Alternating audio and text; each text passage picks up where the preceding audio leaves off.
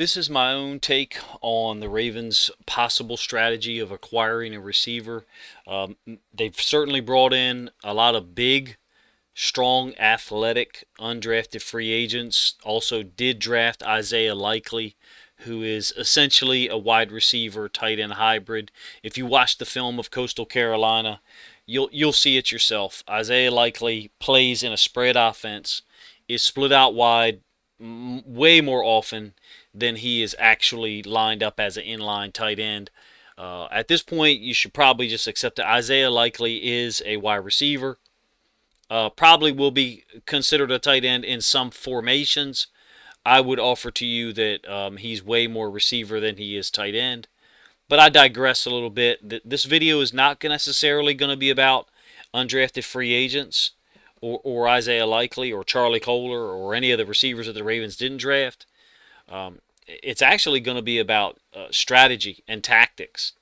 And I think that if you have a plan that is working consistently and a strategy and techniques, then you execute those skills until someone makes you stop, until someone makes you change.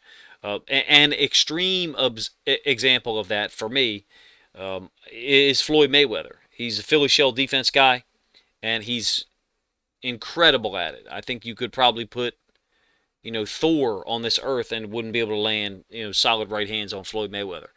Floyd Mayweather's strategy, his Philly shell defense, his ability to counter people was unmatched, and he used that blueprint for decades. No one made him change. Marcus Maidana, however you say his last name, did some crazy stuff, pushed him to the limit. Don't get me wrong. My point is the Ravens' strategy of going after receivers through the draft. Okay, fine. Every now and then you're going to get a really good one. I think Rashad Bateman is a really good receiver. Is he an X? Is he a Z? Is he a slot? I think he's a little bit of everything, but I think he's a pretty damn good X receiver with trips set away from him. Give him space to work one-on-one against somebody's second or third DB. I like our chances. But my video this evening and or today, my commentary is going to be I'm going to try to make it be like a next level type of thinking. And what I mean by that is you don't use the same strategy every year. You're the Ravens right now. You don't use the same strategy every year. It's not like we're consistently drafting a great receiver every year. Floyd Mayweather's defense always works, so he just keeps using it, makes people change.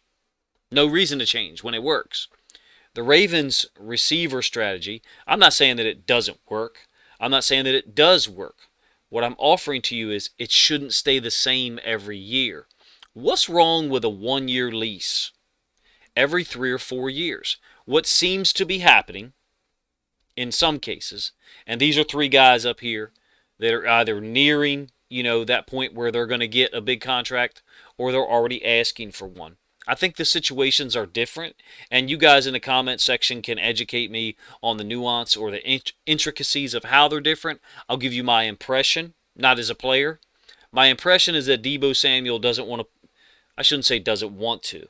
Deebo Samuel wants to get paid his big salary before he plays football in 2022. Now, I'm not saying I think he's going to sit out, but the tone and tenor of it sounds like he might, like it's a possibility. Let's put it that way. So he's over here off to the right.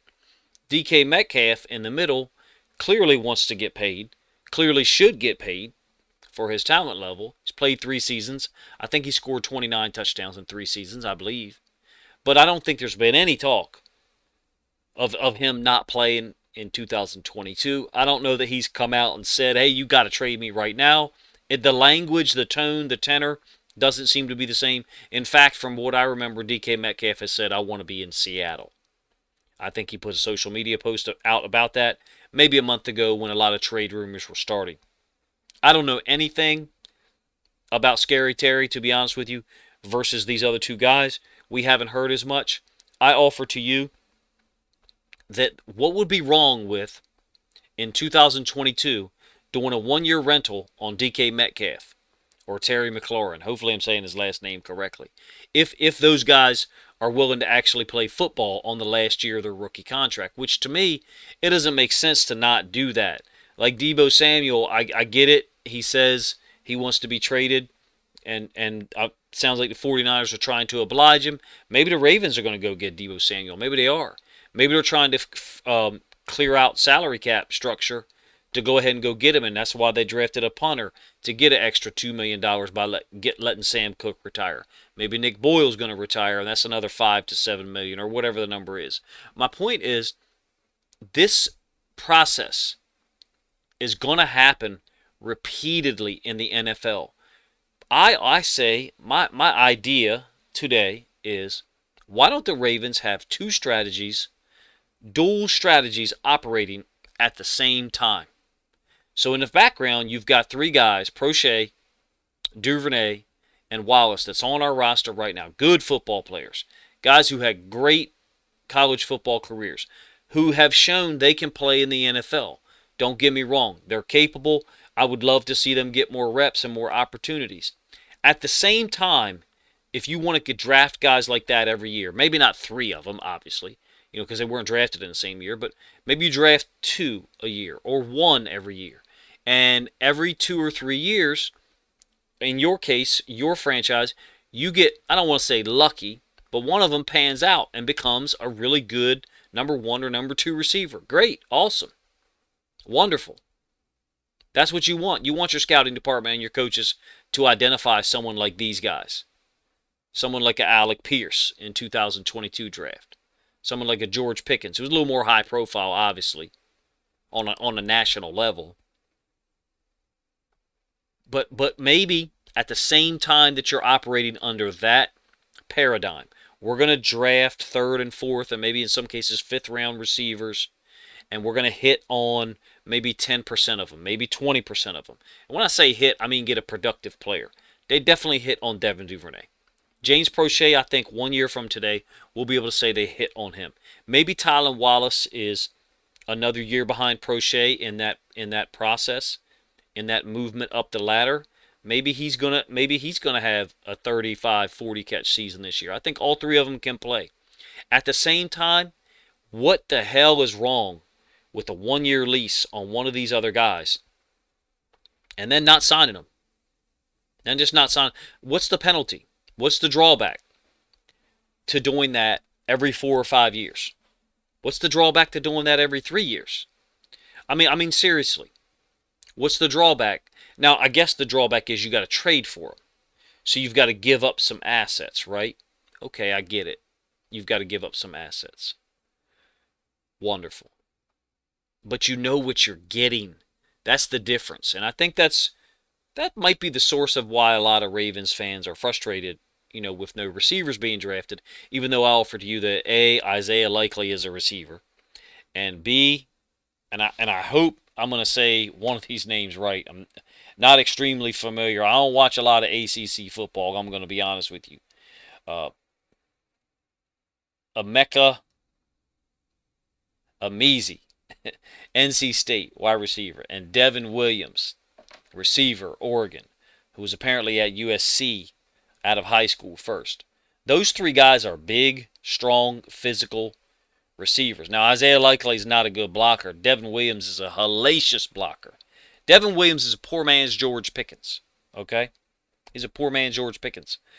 There's nothing wrong with that undrafted free agent strategy, bringing in some of those guys. Nothing wrong with that. Nope, not at all. I think that there's a time and a place for a 1 year lease. Like everybody in the world doesn't buy a brand new car with a 6 year payment plan, right? Everybody can't walk in and put 10 grand down on a car and then, cut their monthly payment by 40, 50%. Everybody can't do that. Some people got to buy a 10-year-old car. Maybe that's the undrafted free agent in my analogy here. Maybe everybody looks for the best value in a Honda Accord that's got 100,000 miles on it, but might last another 200,000 miles. Maybe that's your third and fourth round draft picks in my analogy here, if you're following. Some people lease the baddest damn car they can get for a year just because they feel like it. I almost did it when I was 25. I had a couple of friends, and they would lease a different vehicle every 2 years. They loved it. They loved it. I think they did that for like 10 years. I guess maybe financially there's some drawbacks to that. And maybe if I'll continue my analogy, the financial drawback to a 1 year lease on a player like DK Metcalf or Debo Samuel, and I would advocate for re-signing them dudes if you could, but it's going to be a huge amount of money. So the Ravens that's not going to happen. Or even Terry McLaurin. But my analogy is the financial loss of renting them for a year, I guess, is the draft picks and or players that you trade away to rent them. So I guess the cost is high. In this situation, as it stands right now, May 1st, 2022, I believe the Ravens have a top 5 roster in the NFL right now.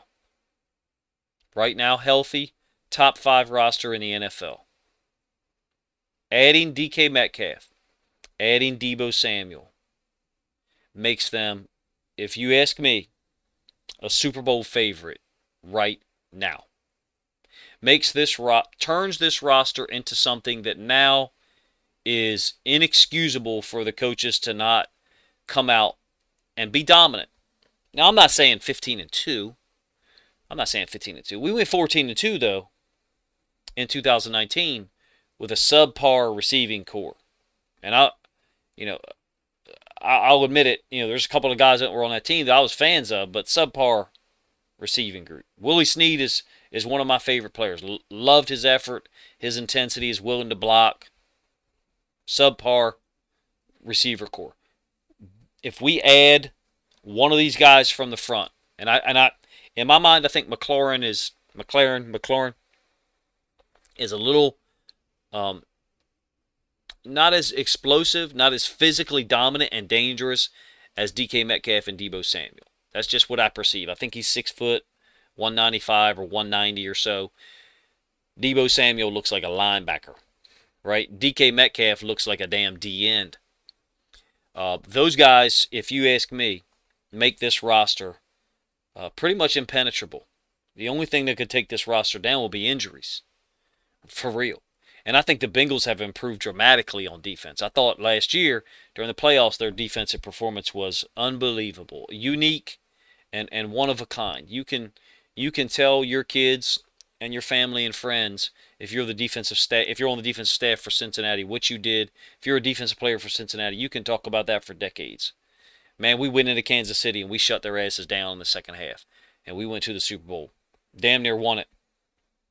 I think the Bengals defense is the barometer. And right now our roster is very, very good. And you may not like to hear this, and that's okay. I'm not trying to be a jerk. Our roster stacks up with theirs. And in fact, I think our roster is right there with them and superior except for one element. They have Jamar Chase. I think our roster is better than the Bengals roster right now. But they have Jamar Chase. And in my opinion, for us to supersede them, for us to be the betting favorites over them in a game played in Baltimore or Cincinnati right now, we had DK Metcalf, the second time I did that, DK Metcalf or Debo Samuel. We immediately are a clear favorite over the Cincinnati Bengals. And again, I think they are the litmus test. I think they are the barometer. They are the measuring stick for us. And I know that the Ravens organization, players probably don't think like that, and that's okay. Or I'm taking a realistic perspective that the Bengals are the real deal. We should respect them, and we should react accordingly in terms of our roster. Having said that, looking back on it, maybe using both of these strategies is the way to go. Maybe it is the way to go. People do it in baseball. Now, normally it's the New York Yankees or the Boston Red Sox or the Dodgers, I guess. In the old days, I think it was the Oakland Athletics. I was a huge Rickey Henderson fan. I remember the year that the A's traded for Rickey Henderson. I think they got him from the Yankees. And I remember that, and I remember thinking, this is going to push them over the top. And it did. I think they won one World Series with Rickey. So maybe you've got to be willing to spend. Maybe you've got to be rich. All them damn owners are rich. Nothing wrong with a 1 year lease. Nothing wrong with a 1 year lease every 3 or 4 years. Maybe every 2 or 3 years. Then let the dude go. I believe you get comp picks back because he's finishing his rookie contract. You can tell me if I'm wrong in that regard and what it actually is. I would love to see the Ravens go out and trade, a draft pick for next year. Maybe the 49ers, the Seahawks, or Washington didn't address a particular thing in the draft, and we could help them address it by sending them a player, one that's not too important to our roster, obviously. One where we have a surplus, and so I'm thinking safety or offensive line. Yeah, I know that sounds crazy, but right now we drafted Daniel Falele. We have Ronnie Stanley. Patrick McCarry's a backup. Jawan James, to me, looks like a guy who could be expendable in this situation, depending on how they evaluate Daniel Falele. Obviously he's a developmental guy. That size and that strength, inexperience in football too, is quite intriguing. Let me know what you think of my thoughts of the Ravens having two distinct strategies operating and under the same umbrella in terms of receiver. Because what's happening with the receiver market, first of all, is stupid. It's ridiculous. All right, it's ridiculous. No one, very few teams, people are going to want to pay $30 million for one receiver. That's why the Packers got rid of Devontae Adams. That's why the Chiefs got rid of Tyreek Hill, right? That's why the Seahawks have entertained trade offers for DK Metcalf. None of them have hit yet. That's why the 49ers have obviously been entertaining offers for Deebo Samuel, because he wants a shit ton of money. I don't think Marquise Brown was about money right this moment. It seems to me it was about the style of offense. And people are being a little too simplistic with when they people are being a little too simplistic when they talk about it, because some people who talk about the scheme don't even understand what an air raid offense is. I need to probably illustrate it on a number line. Air raid is like the spread on steroids. Air raid is like run and shoot 3.0. And some of you guys won't understand run and shoot because you're young, and that's cool. Good for you. You got a long life to live. Do a little research up on the run and shoot. The air raid concepts, and a lot of them were built out of old school run and shoot concepts, where you had one or two choice routes happening on the same side of the field at the same time. My high school ran a run and shoot for decades, so I'm quite familiar with it. Never coached in it completely. When I started coaching high school, we called it the spread, but 40% of our playbook came from that run and shoot playbook that was still at our high school, dating back from 1991. And I started coaching in 2004, 2005. So point is, there's nothing wrong with a 1 year rental and the Ravens stepping outside the box for 1 year, putting DK Metcalf in the purple and black, and watch what happens. Deebo Samuel will be another one. McLaurin will be another one. Forgive me, I'm not continually mentioning his name. Let me know what you guys think of my thoughts. I'm talking about very specific, intentional, focused strategy of utilizing two approaches. One, we're going to continue to draft third and fourth round guys at receiver. We're not going to draft first and second round guys unless they fall. And just, I think it's obvious at this point. It should be obvious to you at this point. The Ravens were going receiver at 14. They were. If there wasn't a run on receivers, if Olave or Jameson Williams was there at 14, the Ravens were taking him. I think they were taking him if Kyle Hamilton or Jordan Davis was there. But point being, they probably wouldn't have been there, all three of those guys, or all four. That would be the reason why Jameson Williams or Chris Olave would have been present at 14, because Jordan Davis and Kyle Hamilton would have already been off the board, just the way the numbers work. You guys let me know what you think of my thoughts on this process. Obviously, I can't really show any college film so far. I'm just commenting on what the Ravens have done in the draft. I'd like to show some film of some of these guys and maybe illustrate how I think they could fit into Greg Roman's offense. If you're one of those people that's only remembering Greg Roman's offense being heavily run-centric, last year the Ravens were 65% pass. Maybe it was 64%. Maybe it was 64.8, something like that. And then 35% run. That's incredibly skewed from what a lot of us in our minds think Greg Roman's offense is. Now we drafted tight ends and no receivers, so a lot of people think, "Oh, well, we're gonna go back to 2019." I think you're wrong. I think I'm wrong. I think we're all wrong. The Ravens' offense is going to be some amalgamation of the spread, which we showed last year. We showed it last year, and some of those Greg Roman concepts, those run concepts. I hope that the quarterback run plays are minimized at least early in the game and early in the season.